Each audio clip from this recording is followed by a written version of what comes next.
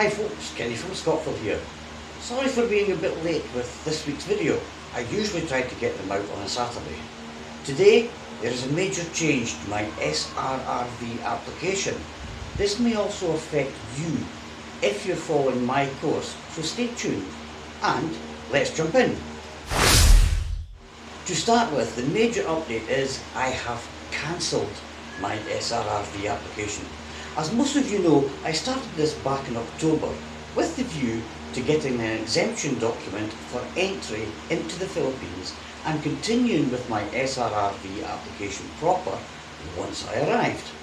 The big difference now is that the Philippines is open to all non-visa tourists with full vaccination, and there is word that more of the restrictions for other tourists are currently being reduced, starting the 1st of next month, April. Also, the main reason for me cancelling my application is the advice I received last week about the $20,000 deposit.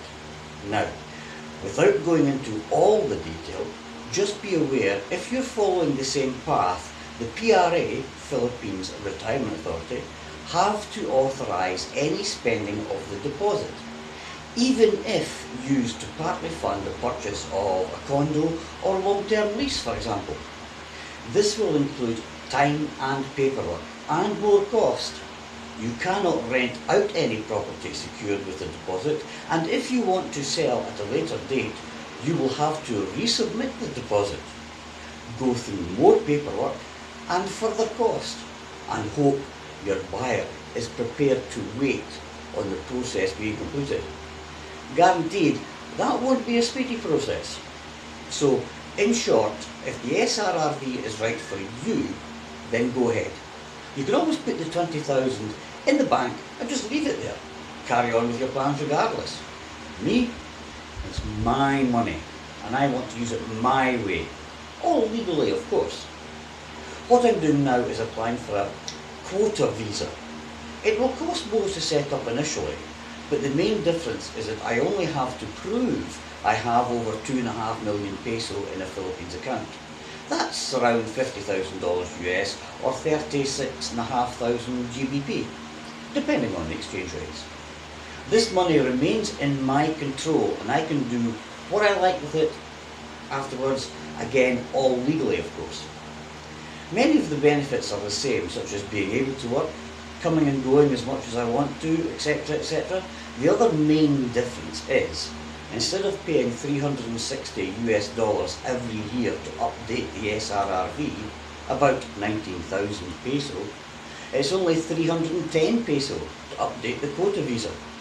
Speak to my agent at 583 Immigration if you want help with this. They are at the corner of MacArthur Highway and Rovamar Street, Balabago, Angeles City, and ask for Miss Bell. Alternatively, speak to Susie Googles at Swiss Star Travel. She's located inside the Euro-Asia Hotel on Don Rico Avenue, also in Angeles City. I found her very helpful and freely gave me all the info I needed.